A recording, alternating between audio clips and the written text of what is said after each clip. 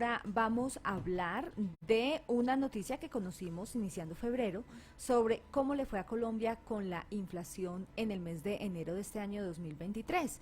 Todos estamos, los colombianos, pues preocupados porque la plata no alcanza, ¿no? Y pues precisamente, pues el DANE está al tanto de estos índices de inflación, de estos índices de el consumidor, conocido como el IPC, índice de precios al consumidor, y para poder entender estos términos, qué es la inflación, cómo golpea el bolsillo de los colombianos, nos acompaña hasta ahora la directora del DANE. Ella es Piedad Urdinola, a quien le damos los muy buenos días. Bienvenida a Revista de la Mañana y gracias por atender esta entrevista. Muy buenos días para usted, para toda su mesa de trabajo y quienes nos escuchan.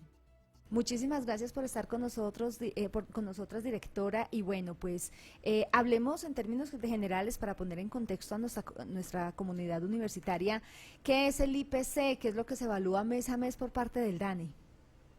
Bueno, el IPC es lo que estamos revisando sobre todos los precios que medimos de los consumidores, los precios finales con los que usted ya va a pagar a cada una de las tiendas, de todas las cosas que compramos los colombianos, desde un vehículo hasta el arroz que comemos para nuestros consumo de almuerzo, comida, completamente todos los meses.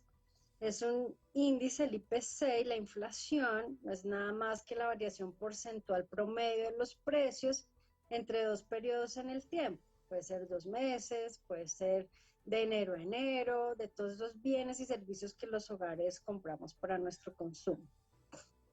Y pues en esa evaluación que se hace, ustedes entregan una comparación de ese IPC, de esa variación que hubo referente a enero del año pasado y también a diciembre. Hablemos entonces qué variación tuvo ese IPC durante este mes de enero. Así es, entonces cuando hacemos la comparación diciembre-enero, el IPC o la inflación fue de 1,78%, que si revisamos el mismo periodo del 2022 fue 1,67%, entonces está un poco por encima de lo que hemos experimentado en el 2022, pero pues un poco por debajo de las expectativas de los analistas que esperaban observar en promedio mayores niveles. Y si lo miramos ya 12 meses, año a año, de enero a enero, llegó a 13,25, mientras que enero a enero 2022-2021 fue 6,94.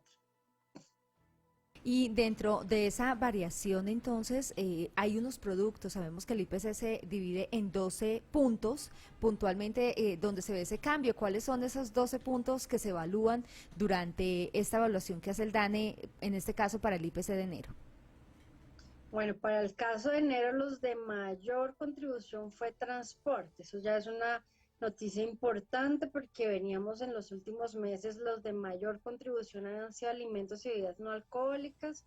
Sigue siendo alto alimentos y bebidas no alcohólicas, de ese 1,78 aportaron 0,49, pero transporte le ganó. Transporte aumentó 0,51. Entonces estos dos ya explican un punto y el resto, 0,78, se divide para restaurantes y hoteles, 0,32, todo lo que tiene que ver con servicios y arriendos, que es alojamiento, agua, electricidad y gas, fue 0,15, bienes y servicios diversos, 0,10, artículos para el hogar y la conservación ordinaria, ahí son los detergentes los que están creciendo más, 0,10, recreación y cultura 0,05, salud 0,03, las bebidas ya alcohólicas y el tabaco 0,02, prendas de vestir y calzado 0,01 y ya muy cercanos al cero, información y comunicación y educación. Doctora Piedad, con los muy buenos días. Con este tema de la inflación en nuestro país por la que estamos atravesando, ¿vamos a entrar en una recesión?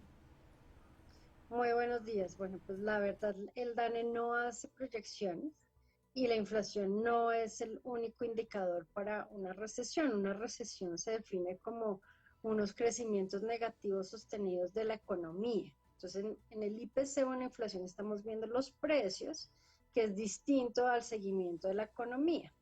Entonces, cuando veamos esos crecimientos de la economía, pues vamos a entenderlo. Pero la economía está creciendo 8 puntos porcentuales, que es bastante y es muy alto de todas maneras para el promedio que crece la economía colombiana. Entonces, en este momento todo lo contrario. Lo que estamos viendo son unos crecimientos altos en la economía colombiana.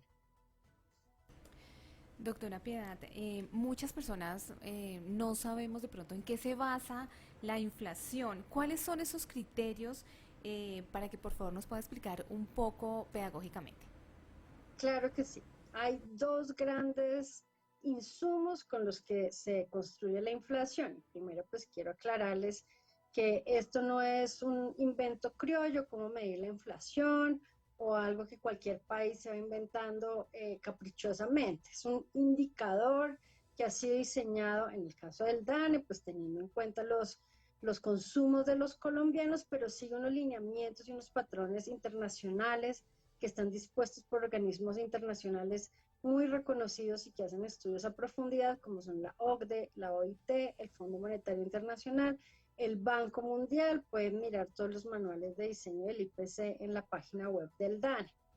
Y estos dos grandes insumos que necesitamos para construir el IPC es una estructura de ponderaciones. ¿Qué es esto? ¿Cuánto peso le vamos a dar a cada una de las cosas que consumen los hogares? Como les decía al principio, tenemos los precios de los vehículos, pero no todas las familias colombianas compran vehículos. Y las que los compran, no los compran todos los meses, mucho menos a diario. Entonces, pues no puede tener un ponderador muy grande. ¿Esos ponderadores de dónde salen? De la encuesta nacional de precios de los hogares que hace el DANE, que se recoge en un diario, literal diario de ingresos y gastos que reportan los hogares en un año entero. La última, que es la que estamos basando en nuestros cálculos, fue de julio a julio, 2016 a 2017, y allí con estos diarios que nos reportan todos los hogares, pues sacamos esos ponderadores. Y luego nosotros tenemos recolectores del DANE visitando todas las fuentes que están acopiando todas las variaciones promedios de los precios de todas esas cosas que hacen parte de lo que consumen los colombianos. Arroz, papa, lenteja, vestuario, calzado, hoteles, arriendos, gas, todos estos rubros que les acabo de mencionar, educación, información, absolutamente todo. Los vehículos también, todo, estos son a diario. Todos los días hay un recolector del DANE recogiendo información y nosotros pues sacamos las variaciones promedio. Y eso es lo que reportamos como el IPC. Es decir, que dentro de esas divisiones del gasto podríamos decir que los que más entonces aportaron a la inflación en el mes de enero fue lo que usted nos decía, los alimentos, bebidas no alcohólicas, los muebles y artículos para el hogar, restaurantes y hoteles, bienes y servicios. Por eso les decía, el más Sí. importante para enero fue transporte. Transporte, en enero suben todas las tarifas del transporte, entonces todo el transporte que es formal tiene estos incrementos fuertes, pero fíjese que nosotros también recogemos los datos informales. En las ciudades donde hay mototaxismo y citaxismo también tenemos esa información.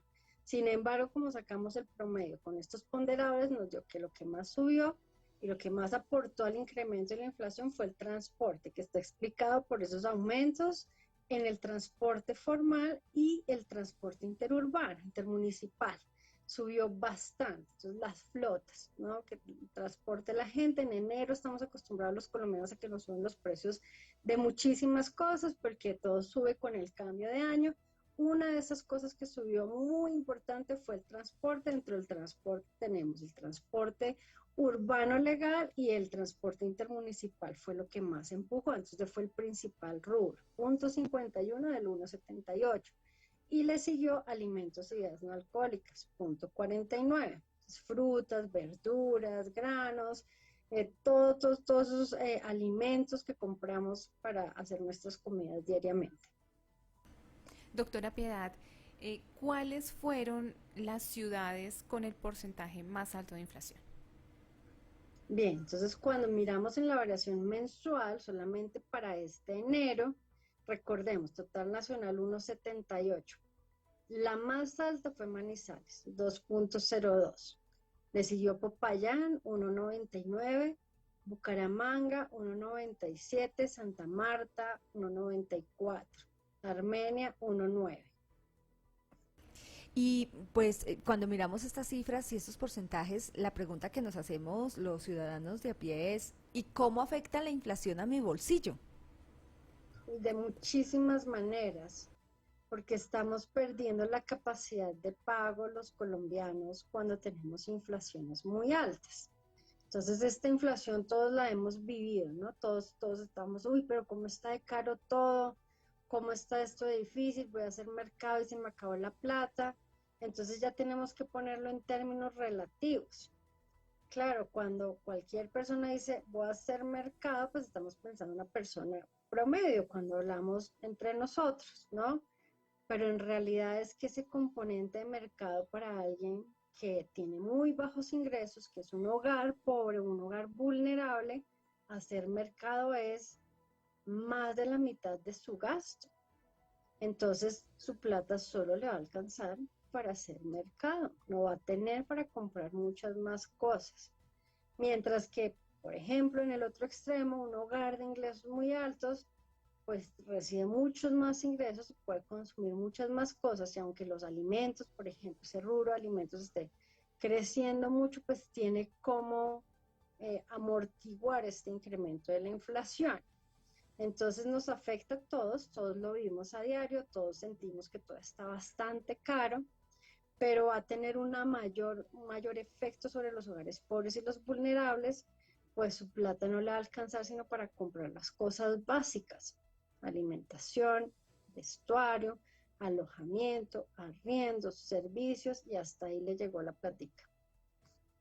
Mm, Pues también, doctora Urdinola, usted como académica, como pues también persona que pues ha sido preparada en todos estos temas, también cómo se puede frenar esa inflación. Sabemos que el gobierno, o mejor el Banco de la República, lo que hace es aumentar las tasas de interés para como ponerle ese freno a la inflación, pero cómo se puede llegar a tener otros mecanismos para lograr como parar esa inflación tan disparada, aunque como usted bien lo decía iniciando la entrevista, se esperaban, quizás los expertos esperaban una cifra inclusive más alta de inflación, fue alta, pero no tan alta como la esperaban, pero ¿qué otras acciones y medidas se pueden tomar para poder detener ese golpe de la inflación que está generando en el país? Bien, pues de nuevo, la política monetaria, como bien lo menciona, está a cargo del Banco de la República y son ellos quienes tienen dentro de su potestad de generar todas estas políticas. Sin embargo, pues podemos ver que el gobierno mismo ha implementado otro tipo de políticas que en efecto están ayudando, o por lo menos eso pareciera, dado esta inflación de 1,78 y no de 2,20, que fue lo que la mayoría de analistas estaban proponiendo.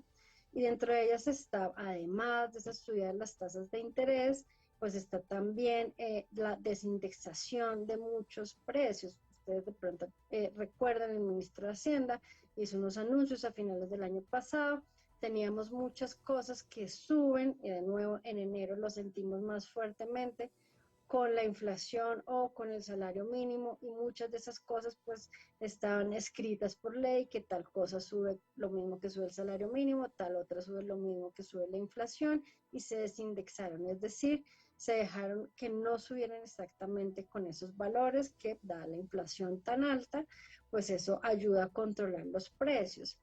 Otras fueron las negociaciones que se hicieron con las certificadoras para que los aumentos en los pagos de la luz pues no estuvieran también tan altos como todo el componente de inflación, sino solamente con el componente que corresponde a luz. Porque de nuevo, lo que más ha presionado al alza la inflación en estos últimos meses ha sido alimentos y bebidas, y pues alimentos y bebidas no tiene mucho que ver con los incrementos de los precios de los servicios, por ejemplo. Entonces, esa fue otra de las medidas que se ha hecho, pero podemos pensar en muchas más. Los economistas hablan de fortalecimientos en las cadenas productivas, de generar, por ejemplo, de perder esa dependencia de los bienes que son importados, porque también esa tasa de cambio tan alta, pues lo que ha hecho es que se pasa directamente al valor de esos bienes importados. Entonces hay algunos bienes importados que no vamos a poder sustituir inmediatamente, por ejemplo los vehículos, ¿no? O sea, poner una planta de vehículos pues va a tomar mucho tiempo, lograr esas negociaciones, pero hay otras cosas que pronto sí podemos ir impulsando para sustituir esas importaciones, sobre todo en el caso de los insumos agropecuarios que pues nos golpearon tan fuertemente para toda esa producción de alimentos y bebidas no alcohólicas u otros alimentos directos. Por ejemplo, en Colombia las lentejas son 100% importadas, gran parte del maíz, gran parte del trigo, y pues podríamos generar esos cultivos aquí en el país. Pues, doctora Urdinola, le damos las gracias por estar con nosotros en Revista de la Mañana, por explicarnos sobre este tema que ustedes revelan mes a mes y pues gracias también por pues atender esa entrevista. No, a ustedes, muchísimas gracias por la invitación. Estábamos al diálogo con la directora del DANE, Piedad Urdinola, hablando sobre la noticia que se conoció en días pasados, el aumento de la inflación del mes de enero. Es un reporte que se da mensualmente, seguramente ya para marzo conoceremos el de febrero y así sucesivamente, y en este caso también conociendo cuáles fueron esos ítems que aportaron a la inflación